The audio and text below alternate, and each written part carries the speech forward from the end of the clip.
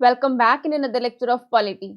For latest update, you can follow us on our Telegram channel or on our website that is www.arodais.com.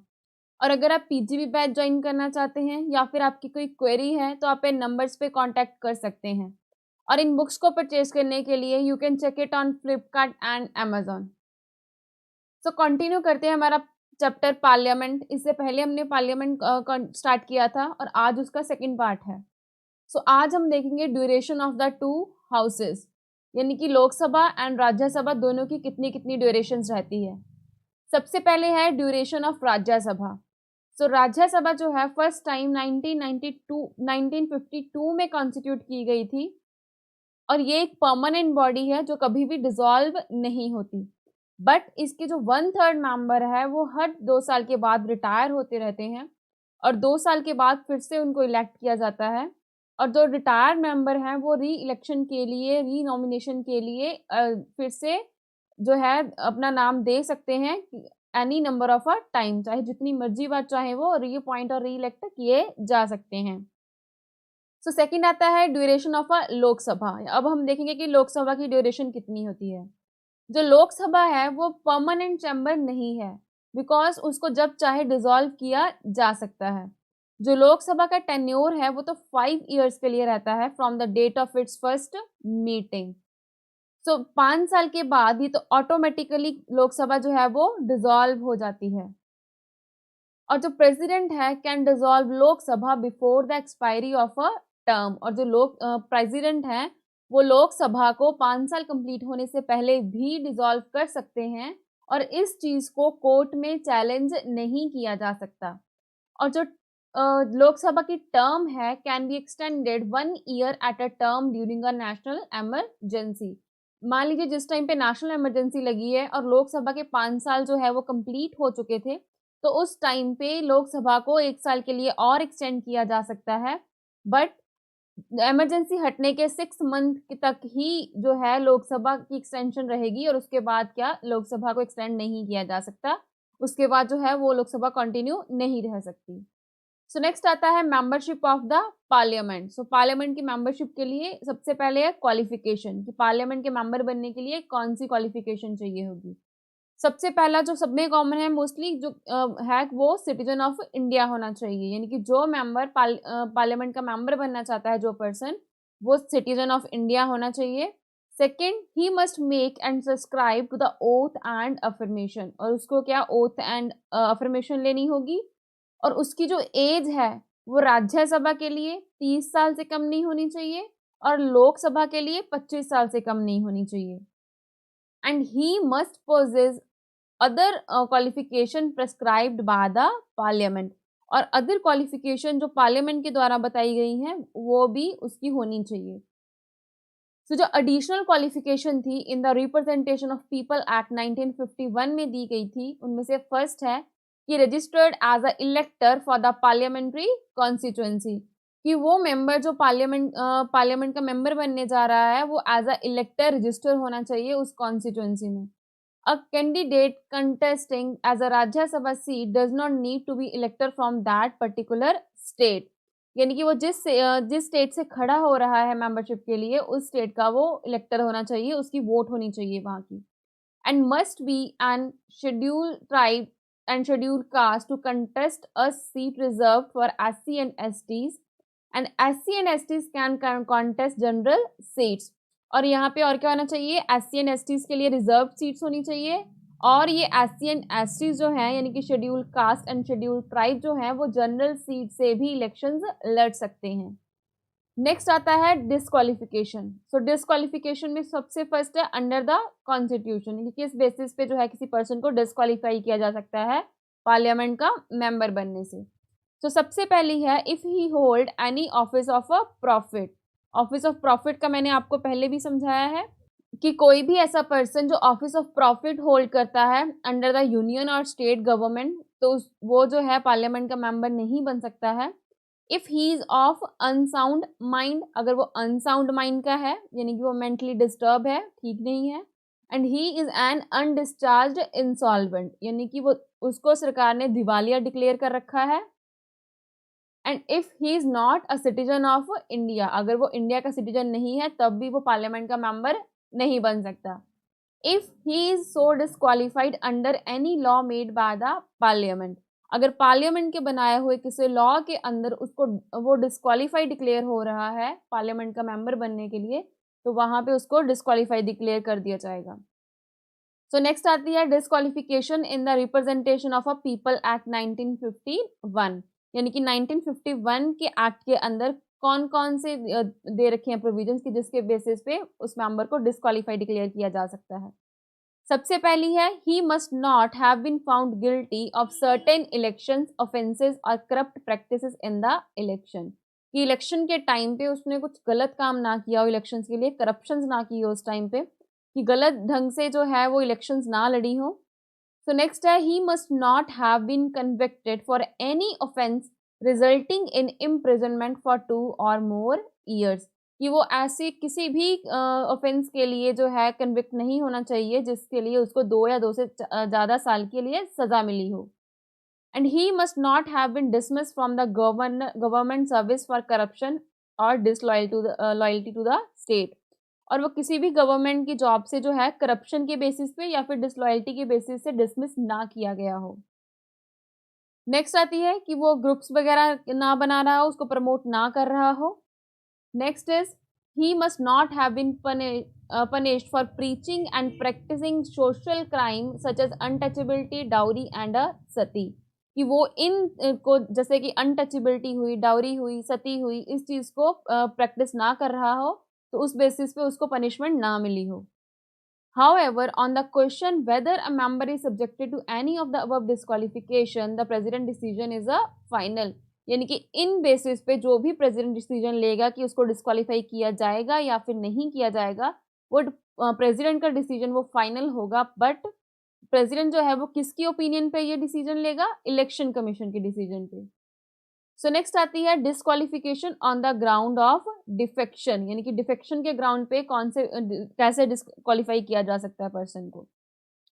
तो सबसे पहले है a person shall be disqualified from being a member of parliament if he is so disqualified on the ground of a defection under the provision of a 10th schedule, यानी कि अगर कोई person 10th schedule के अंदर disqualified declare किया गया है on the basis of a ground of defection, तो वो पर्सन जो है पार्लियामेंट से भी डिस्क्वालीफाई हो जाएगा, वो पार्लियामेंट का मेंबर नहीं बन सकता।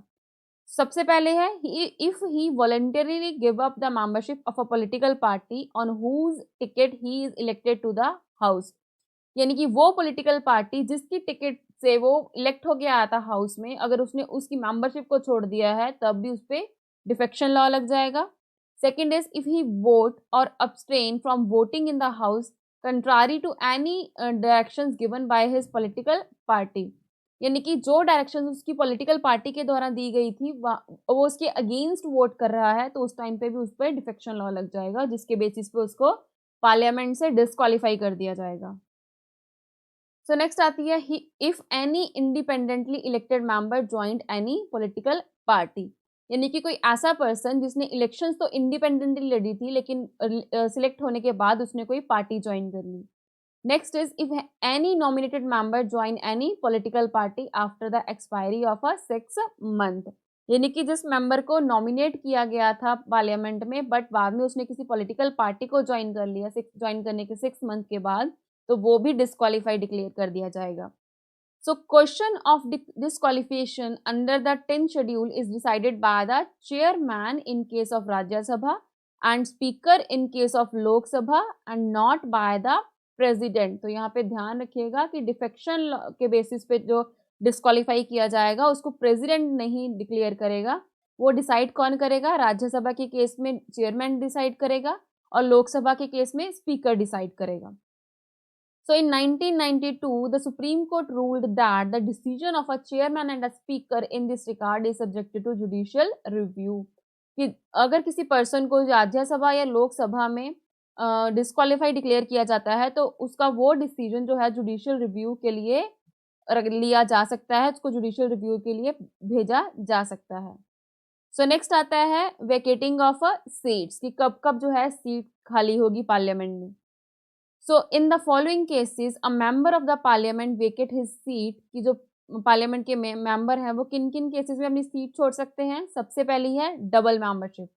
सो डबल मेंबरशिप में क्या होगा, a person can not be a membership member of a both house of the parliament eight the same time, कि कोई भी पर्सन एक टाइम पे दोनों हाउसेस का जो है यानी कि लोकसभा और राज्यसभा का मेंबर नहीं हो सकता। दस जो रिप्रेजेंटेशन एक्ट था उसके द्वारा क्या प्रोवाइड किया गया कि if a person is elected to both the house of the parliament, तो अगर कोई पर्सन दोनों हाउसेस के लिए इलेक्ट हो रहा है तो उसको विद इन द 10 days बताना होगा कि वो किस हाउस में रहना चाहता है, किसकी मेंबरशिप चाहता है वो। Otherwise his seat in the Rajya Sabha become vacant, जो इसकी राज्यसभा की सीट है उसको खाली कर दिया जाएगा। Next is if a sitting member of one house is also elected to the other house, his seat in the first house become vacant, कि अगर कोई मेंबर ऑलरेडी किसी एक हाउस का मेंबर था कोई पर्सन और अब वो जो है वो दूसरे हाउस के लिए इलेक्ट हो गया है, यानी कि मान लीजिए कोई लोकसभा का मेंबर था और अब जो है उसको राज्यसभा की भी सीट मिल गई है, तो अब उसे लोकसभा की सीट को छोड़ना होगा। Next is if a person is elected to the two seat in a house, कि अगर कोई पर्सन एक ही हाउस में दो सीट्स के लिए इलेक्ट हो रहा है, then he should exercise his opinion for a one, तो उसको अपनी एक सीट पे लिए ऑप्शन देनी होगी कि मुझे ये सीट चाहिए, अदरवाइज उसकी दोनों ही सीट्स को वेकेंट कर दिया जाएगा। सो नेक्स्ट है similarly a person cannot be a member of both the parliament and the state legislature at the same time.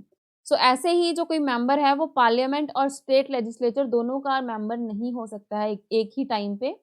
So if a person is so elected his seat in parliament become vacant if he does not resign his seat in the state legislature with in the 14 days, कि अगर कोई person ऐसे elect हो जाता है parliament में और अभी वो स्टेट लेजिस्लेचर का भी मेंबर था, तो इलेक्ट होने के 14 दिन के अंदर अंदर अगर वो अपनी स्टेट लेजिस्लेचर की सीट से रिजाइन नहीं करता, तो उसकी पार्लियामेंट की जो सीट है वो वेकेंट हो जाएगी। सो नेक्स्ट आता है डिस्क्वालिफिकेशन।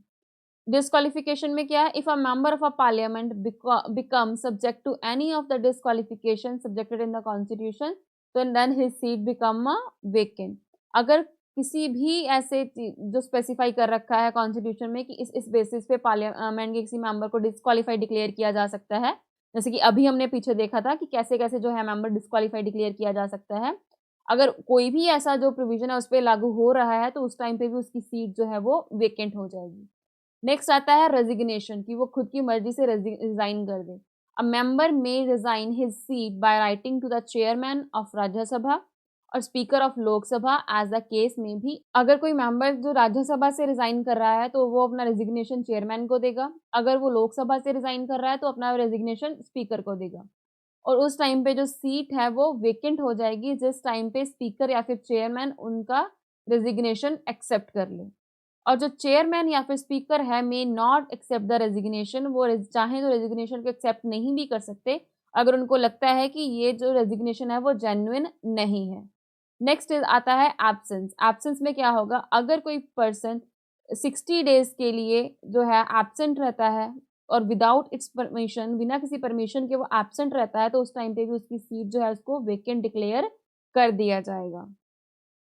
सो कुछ और केसेस है जिसमें सीट वेकेंट हो सकती है पार्लियामेंट के मेंबर की। सबसे फर्स्ट है if his election is declared void by the court, अगर कोर्ट उसकी इलेक्शंस को ही वॉइड डिक्लेयर कर दे। Next is if he is expelled by the house, अगर हाउस ही उसको बाहर निकाल दे। If he is elected to the office of president और अ वाइस प्रेसिडेंट, अगर वो प्रेसिडेंट या फिर वाइस प्रेसिडेंट के ऑफिस के लिए इलेक्ट हो जाए। और if he is appointed to the office of a governor, या फिर वो ऑफिस ऑफ गवर्नर के लिए अपॉइंट हो जाए, तो उस टाइम पे उसकी जो पार्लियामेंट की सीट है वो वेकेंट हो जाएगी। सो नेक्स्ट आता है oath and the affirmation. So every member of either house of the parliament, parliament के दोनों हाउसेस के सभी मेंबर्स को अपनी सीट लेने से पहले ओथ या फिर अफर्मेशन लेनी पड़ती है बिफोर द प्रेसिडेंट। कौन दिलाता है उनको ओथ, प्रेसिडेंट या फिर कोई ऐसा पर्सन जिनको प्रेसिडेंट के द्वारा इस काम के लिए अपॉइंट किया गया हो। और इस ओथ में क्या दिलाया जाता है मेंबर को, ये हमने पहले ऑलरेडी काफी सारे लेक्चर्स में इस चीज को देखा है कि to bear true faith and allegiance to the constitution of India, कि वो फेथ रखेंगे कॉन्स्टिट्यूशन में, एलिजेंस रखेंगे जो इंडिया की सोवरेनिटी एंड इंटेग्रिटी है उसको अपहोल्ड करेंगे और वो जो अपनी ड्यूटी है पूरी वफादारी, पूरी ईमानदारी से करेंगे। तो नेक्स्ट आती है पार्लियामेंट के मेंबर्स की salary and allowances. So member of either house of the parliament are entitled to receive such salary and allowances as may be determined by the parliament. और there is no provision of pension in the constitution कि हर member जो है दोनों houses का जितनी उनके लिए parliament में डिसाइड किए होंगे सैलरी एंड अलाउंसेस वो उनको दिए जाएंगे और इनके लिए पेंशन का कोई भी प्रोविजन जो है वो कॉन्स्टिट्यूशन में नहीं दिया गया है। And salary and allowances of the speaker of Lok Sabha and the chairman of the Rajya Sabha are also determined by the parliament। यानी कि जो स्पीकर है लोकसभा के और राज्यसभा के चेयरमैन है उनकी सैलरी एंड अलाउंसेस को भी कौन डिटरमाइन करता है? पार्लियामेंट करती है। और इनको सैलरी दी कहाँ से जाती है? कंसोलिडेशन फंड ऑफ इंडिया से। तो यहाँ पे हमारा आज का लेक्चर कंप्लीट होता है। मिलते हैं अपने नेक्स्ट लेक्चर में और नेक्स्ट लेक्चर में हम पार्लियामेंट को ही कंटिन्यू करेंगे। Thank you.